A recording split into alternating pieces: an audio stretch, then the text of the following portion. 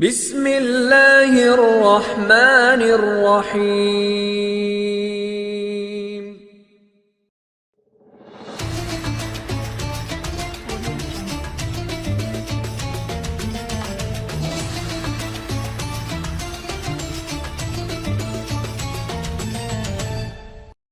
Assalamualaikum warahmatullahi wabarakatuh. Alhamdulillah wa syukurillah. Wassalatu wassalamu ala rasulillah Sayyidina Muhammad ibn Abdillah wa ala alihi wa sahbihi ajma'in, amma ba'd. Yang terhormat Bapak Kepala SMP Negeri 1 Wajak, Bapak Dr. Andes Haji Mulyadi MPD, beserta segenap staf, Dewan Guru, karyawan yang kami hormati, orang tua, wali murid, anak-anak semuanya, tidak lupa kepada pemirsa Sepen Satwa TV dimanapun berada, rahimakumullah. Alhamdulillah, puji syukur kehadirat Allah Subhanahu wa Ta'ala, pada tahun ini kita dipertemukan kembali dengan bulan yang mulia, bulan yang istimewa, yakni bulan suci Ramadan. Mudah-mudahan kita semuanya senantiasa diberi kekuatan oleh Allah, kekuatan lahir dan batin, sehingga kita mampu memanfaatkan momentum bulan Ramadan ini dengan sebaik-baiknya. Amin ya rabbal alamin. Pemirsa Sepen Satwa TV, rahimakumullah. Setiap kita memasuki bulan Ramadan, kita selalu diingatkan akan salah satu peristiwa penting dan bersejarah, yakni peristiwa nuzulul Quran atau peristiwa turunnya Al-Quran. Beberapa pakar tafsir, di antaranya Syekh Muhammad bin Ahmad Al-Qurtubi, menjelaskan bahwa Al-Quran diturunkan melalui 2 kali proses. Proses yang pertama, Al-Quran diturunkan secara keseluruhan, jumlatan wahidah, dari Lauhul Mahfud ke Baitul Izzah atau langit dunia. Dan itu terjadi ketika malam Lailatul Qadar, sebagaimana firman Allah dalam surat Al-Qadar ayat 1, A'udzu billahi minasyaitonir rajim. Bismillahirrahmanirrahim. Inna anzalnahu fi lailatul qadar. Sesungguhnya kami telah menurunkan Al-Quran di malam Lailatul Qadar. Kemudian proses yang kedua, setelah Al-Quran diturunkan secara keseluruhan dari Lauhul Mahfud ke Baitul Izzah, langit dunia, maka proses yang kedua, Al-Quran diturunkan secara bertahap, najman, dalam kurun waktu 20 tahun, 21 tahun, bahkan juga ada pendapat dalam kurun waktu 22 tahun, 2 bulan, 22 hari. Adapun surat yang pertama kali diturunkan oleh Allah melalui malaikat Jibril kepada Nabi kita Nabi Muhammad SAW adalah surat Al-Alaq ayat 1-5 yang berisi tentang perintah untuk membaca. A'udzu billahi minasyaitonir rajim. Bismillahirrahmanirrahim. Iqra' bismi rabbikal ladzi khalaq. Khalaqal insana min 'alaq. Iqra' wa rabbukal akram. Alladzi 'allama bil qalam. 'Allamal insana ma lam ya'lam. Pemirsa Sepen Satwa TV, rahimakumullah. Turunnya surat ini terjadi pada malam 17 Ramadan 13 tahun sebelum Nabi hijrah ke Madinah. Diturunkan kepada Nabi Muhammad yang waktu itu beliau berada di Gua Hira. Beliau sedang berkhalwat atau menyendiri.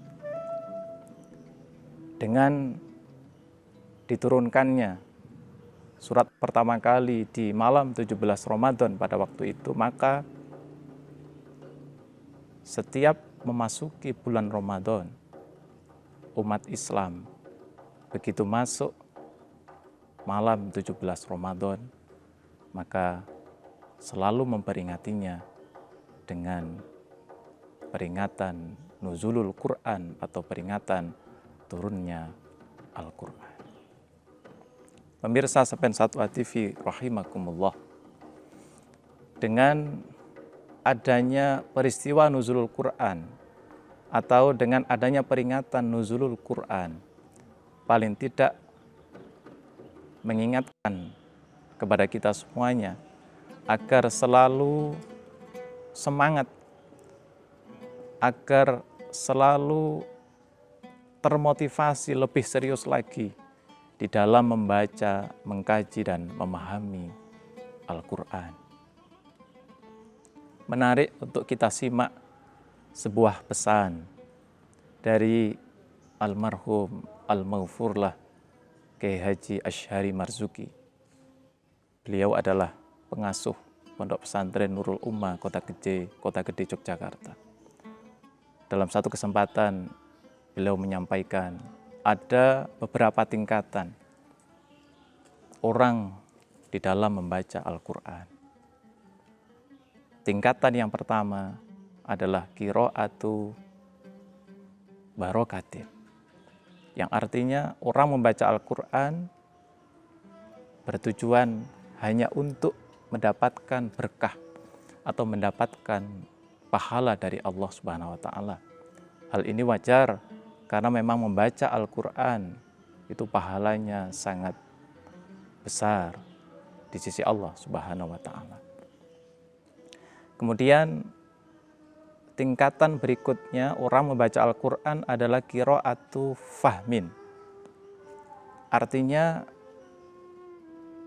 orang membaca Al-Quran di sini tidak hanya sekedar ingin mendapatkan berkah atau pahala, tapi kemudian dia berusaha untuk memahami apa maksud dari surat ataupun ayat yang dia baca. Itu tingkatan yang kedua, qiraatu fahmin. Kemudian tingkatan yang ketiga adalah qiraatu tadabburin, yang artinya orang membaca Al-Quran di samping ingin mendapatkan berkah pahala dari yang dibaca, kemudian sudah berusaha memahami. Di tingkatan ketiga ini, tadabburin, orang membaca Al-Quran berusaha untuk merenungi maknanya di dalam hatinya. Maka tidak heran kalau kemudian kita sering mendapati orang-orang ketika membaca Al-Quran sampai terharu, menangis, menetes kedua air matanya. Itu kenapa? Barangkali dia sudah berada di tingkatan yang ketiga ini, tingkatan qiraatu tadabburin, yang dia baca sudah bisa direnungi di dalam hatinya. Ketika dia misalnya membaca ayat tentang azab, maka dia menangis karena khawatir masuk ke dalam azab itu. Ketika membaca ayat tentang kematian, dia khawatir dia dipanggil oleh Allah, sementara bekal untuk menghadapnya masih kurang.